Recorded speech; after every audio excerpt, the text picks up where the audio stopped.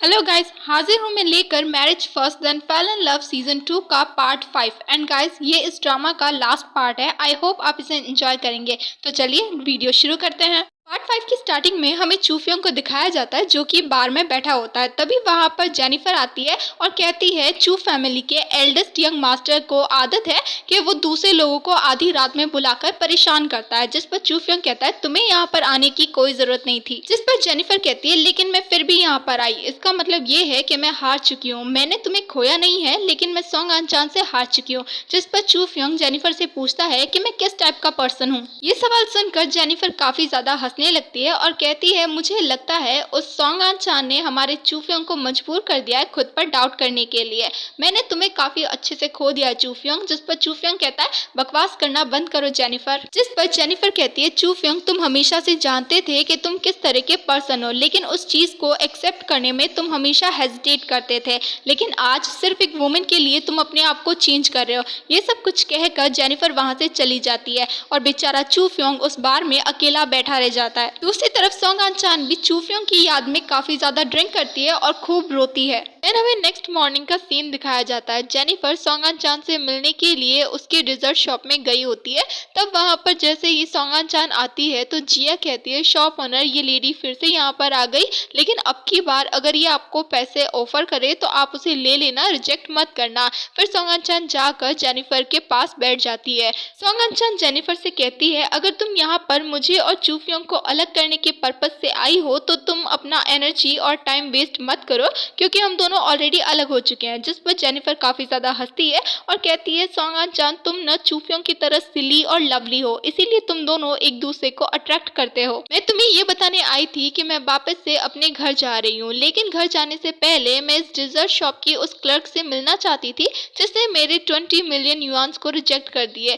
तभी जिया जेनिफर से कहती है कि सोंग आनचान अब इस डिजर्ट शॉप की शॉपकीपर नहीं बल्कि शॉप मैनेजर बन चुकी है। जेनिफर जाने से पहले सोंग आनचान को एडवाइस करती है कि अगर हम किसी चीज को पाने के लिए किसी दूसरे से फाइट करते हैं तो उसमें शर्मिंदगी की कोई भी बात नहीं होती। ये सब कुछ कहकर जेनिफर सोंग आनचान को बाय कहती है और वहां से चली जाती है। जेनिफर के जाने के बाद सोंग आनचान थोड़ा सा रिलैक्स फील करती है कि फाइनली उसके और चूफियोंग की लाइफ में से जेनिफर का चैप्टर हमेशा के लिए खत्म हो गया। फिर हमें चूफियोंग और उसके फादर मिस्टर चू को साथ में दिखाया जाता है। मिस्टर चू चूफियोंग से पूछते हैं कि तुमने मुझे यहाँ पर क्यों बुलाया, तुमने मुझे यहाँ पर सिर्फ चाय पीने के लिए तो नहीं बुलाया। जिस पर चूफियोंग कहता है कि मैं और सोंग आनचान साथ में डाइवोर्स साइन कर रहे हैं। जिस पर मिस्टर चू कहते हैं शादी को मजाक नहीं है, तुम ऐसा कैसे कर सकते हो। चूफियोंग भी मिस्टर चू को कह देता है मैं आपको यहाँ पर सिर्फ इन्फॉर्म करने के लिए आया हूँ, आपकी परमिशन लेने के लिए नहीं आया। जिस पर मिस्टर चू दोबारा से चूफियोंग को समझाते हैं कि तुम्हारी जो फीलिंग सोंग आनचान को लेकर है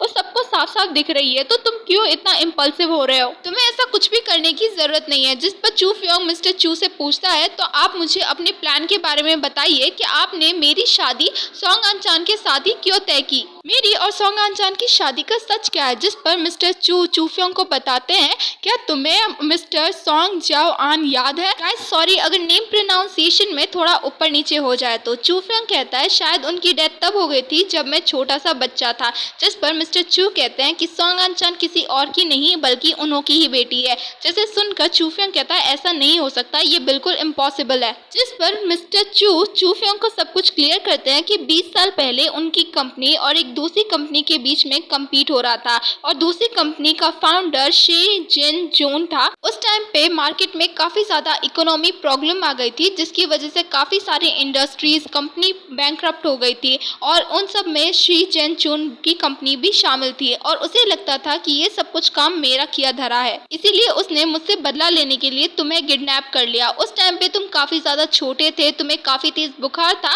और इन सब की वजह से तुम काफी सारी चीजें भूल भी गए थे, इसीलिए मैंने पुलिस को कॉल करना बिल्कुल ठीक नहीं समझा। यहाँ तक कि मैं शी जिन चून को तुम्हें छोड़ने के लिए पैसे देने के लिए भी तैयार हो चुका था। फिर हमें पास्ट का सीन दिखाया जाता है। यहाँ पर मिस्टर चू ने चूफियोंग को बचाने के लिए शी जिन जून को काफ़ी ज़्यादा पैसे दिए होते हैं ताकि वो चूफियोंग को छोड़ दे, और साथ ही ये भी एक्सप्लेन करने की कोशिश की होती है कि उन्होंने उस बंदे की कंपनी के साथ कुछ भी नहीं किया। लेकिन जो शी जिन जून होता है वो इस बात को एक्सेप्ट करने के लिए तैयार ही नहीं होता कि मिस्टर चू ने उसके साथ कुछ नहीं किया।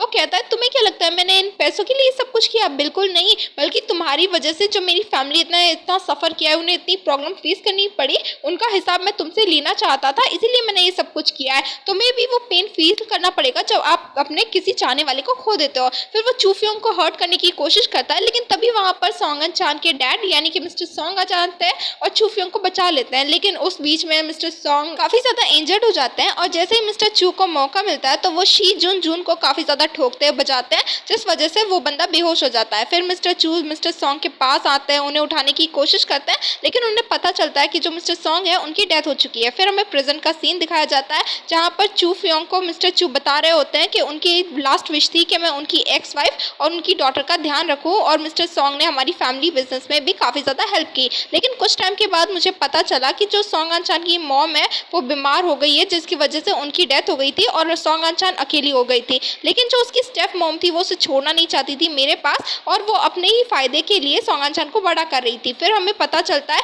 कि जो सोंग आंचान की स्टेप मॉम है वो उसे बेचना चाहती थी, इसलिए मिस्टर चू ने उसे खरीदा था और उसकी शादी चूफियोंग के साथ तय कर दी थी, क्योंकि मिस्टर चू जानते थे कि सोंग आंचान एक अच्छी लड़की है, उसका कैरेक्टर काफ़ी अच्छा है, और इस तरीके से मिस्टर चू ने ये सब कुछ प्लान किया होता है। मिस्टर चू चूफियोंग को ये भी बताते हैं कि जो शी जुन जून है वो अब आज़ाद हो चुका है जेल से, इसीलिए वो उनकी फैमिली से मतलब कि चू फैमिली से बदला लेने की ज़रूर कोशिश करेगा, इसीलिए हमें काफ़ी ज़्यादा केयरफुल रहना पड़ेगा। दूसरी तरफ सोंग आंचान अपना काम कंप्लीट करके अपने घर जा रही होती है, तभी उसे बीच रास्ते में चूफियोंग की सिस्टर मिलती है, और जैसा कि हम जानते हैं कि चूफियोंग की सिस्टर कितनी ज़्यादा घमंडी नकचड़ी वुमेन है, तो वो सोंग आंचान को बीचों रास्ते में सुनाने लगती है कि तुम कैसी वुमेन हो, मैं तुम्हें अच्छे से जानती हूँ, मेरे फादर ने तुम्हारे फादर के बारे में बताया, तो तुम्हें किसने कहा था कि तुम जो अपने फादर की तरह एक्ट करो। लेकिन जो सोंग आंचान है वो चुपचाप उसकी बात सुन रही होती है, कुछ भी रिएक्ट नहीं कर रही होती है। तो चूफियोंग की सिस्टर कहती है कि तुम क्या पागल वागल हो, क्या बहरी वेरी हो, मेरी बात कुछ सुन भी रही हो या नहीं। लेकिन जो सोंग आंचान है वो बार बार कहीं और देख रही होती है, उसे कुछ खतरा लग रहा होता है कि कोई ना कोई उन पे नजर रख रहा है, लेकिन जो सोंग आंचान है वो कुछ भी नहीं बताती। लेकिन तभी हमें दिखाया जाता है कि सोंग आंचान वहां से जा रही होती है, तो चूफियोंग की सिस्टर उसे रोकती है, तभी उनके सामने शी जुन जून आ जाता है और वो सोंग आंचान को हटाकर उस चूफियोंग की सिस्टर से बात करने की कोशिश करता है। लेकिन जो सोंग आंचान है वो बीच में से नहीं उठती, वो खड़ी रहती है। शी जिन जून चूफियोंग की सिस्टर से पूछता है क्या तुम चू चैन मिंग की डॉटर हो, जिस पर वो बेवकूफ लड़की सामने आ जाती है और अकड़कर कहने लगती है कि हाँ मैं चू चैन मिंग की डॉटर हूँ, तुम्हें क्या लेना देना है, तुम्हें क्या चाहिए। फिर वो बंदा आई मीन शी जुन चून चूफियोंग की सिस्टर को जबरदस्ती अपने साथ लेके जाने लगता है। लेकिन जो हमारी सोंग आंचान है वो तो काफी ज्यादा काइंड हार्टेड है, तो वो अपनी सिस्टर इन लोग की पूरी हेल्प करती है उसे बचाने में। इसी बीच जो चूफियोंग की सिस्टर है वो तो भाग जाती है, लेकिन सोंग आंचान वहीं पर रह जाती है। फिर जो शी जुन चून को है उसे याद आता है कि ये तो सोंग आंचान है चू चैंग मिंग की डॉटर इन लो, तो क्यों ना इसी को किडनैप कर लिया जाए। दूसरी तरफ जो चूफियोंग की सिस्टर है वो अपने डैड को कॉल लगाकर बताती है कि सोंग आंचान का किडनैप हो चुका है, और उसे कुछ एड्रेस भी बताती है कि हम यहाँ पर हैं, प्लीज हमारी हेल्प कीजिए। जिस पर दोनों बाप बेटे शॉक हो जाते हैं और वो समझ जाते हैं कि ये जरूर शी जुन जून का ही काम होगा, वही एक सब कुछ कर सकता है। फिर चूफियोंग वहां से जाने लगता है, तो मिस्टर चू चूफियोंग से पूछते हैं कि तुम कहाँ जा रहे हो। जिस पर चूफियोंग बताता है कि मैंने सोंग आंचान के फोन में एक ट्रैकर फिट किया है, इसकी वजह से मुझे पता चल जाएगा कि सोंग आंचान एग्जैक्टली कहाँ पर है। फिर हमें एक शिप का सीन दिखाया जाता है। गाइस यहाँ पे थोड़ा अंधेरा है तो आपको पता नहीं चलेगा, मैं बता देती हूँ कि ये एक शिप का सीन है। फिर चूफियोंग सोंग आंचान के फोन को ट्रैक करते हुए उस शिप पर पहुंच जाता है और वो फाइनली सोंग आंचान को ढूंढ लेता है।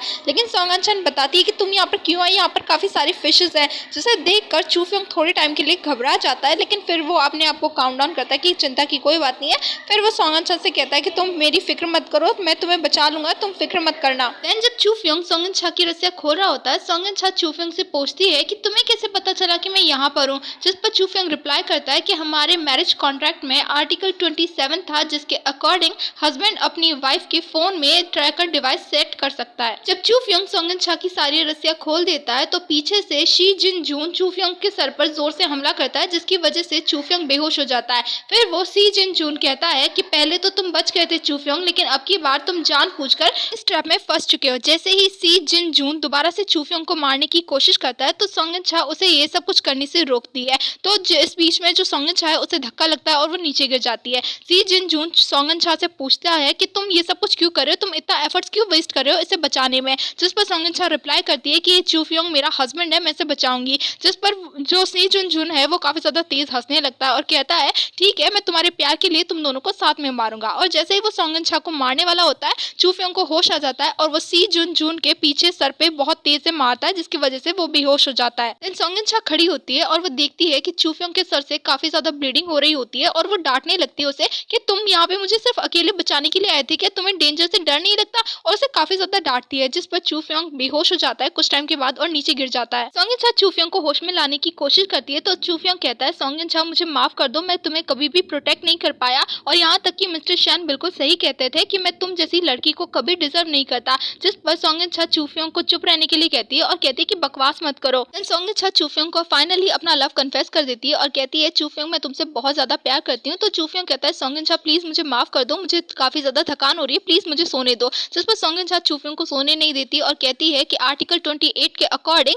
बिना वाइफ के अलाउ के या फिर परमिशन के हस्बैंड नहीं सो सकता। और सॉन्ग इन छा चू फ्योंग को जगाने की कोशिश करती है, लेकिन वहीं पर चू फ्योंग बेहोश हो जाता है। हमें उस रेस्टोरेंट का सीन दिखाया जाता है जहां पर एक बार सॉन्ग इन छा और चू फ्योंग दोनों ही ब्रेकफास्ट करने के लिए आए होते हैं और सॉन्ग इन छा अभी भी वहीं पर बैठी होती है और चू फ्योंग को काफी ज्यादा मिस कर रही होती है और उसके हाथों में अभी भी वो चू फ्योंग का दिया हुआ ब्रेसलेट होता है, जिसे देखकर वो चू फ्योंग को काफी ज्यादा मिस कर रही होती है। फिर वो जाती है सीधा हॉस्पिटल चू फ्योंग से मिलने के लिए, क्योंकि चू फ्योंग काफी टाइम से उस हॉस्पिटल में एडमिट होता है। और सॉन्ग इन छा चू फ्योंग के पास बैठती है, उससे काफी सारी बातें करती है और उसे जल्दी से जल्दी ठीक होने के लिए कहती है। तो जो चू फ्योंग है उसकी भी नींद खुल जाती है, तो सॉन्ग इन छा काफी खुश होती है और कहती है चू फ्योंग तुम फाइनली उठ गए। जिस पर चू फ्योंग कहता है हाँ, कोई मेरे पास बैठकर काफी ज्यादा बड़बड़ कर रहा था, इस वजह से उसने मुझे सोने भी नहीं दिया। फिर सॉन्ग इन छा चू फ्योंग से कहती है तुम रुको, मैं अभी डॉक्टर को बुलाकर लेकर आती हूँ। जिस पर चू फ्योंग सॉन्ग इन छा का हाथ पकड़ लेता है और कहता है कि अभी मुझे तुमसे जरूरी बात करनी है और मैं अभी तुम्हारे अलावा किसी और की शक्ल नहीं देखना चाहता हूँ, प्लीज मेरे पास आकर बैठो। तो जो सॉन्ग इन छा है वो भी चू फ्योंग के पास आकर बैठ जाती है। देन चू फ्योंग सॉन्ग इन छा को अपने पास लेटने के लिए कहता है और कहता है हमारे आर्टिकल 29 के अकॉर्डिंग हस्बैंड के कहने पर वाइफ को किसी भी टाइम उसके साथ बेड शेयर करना पड़ेगा।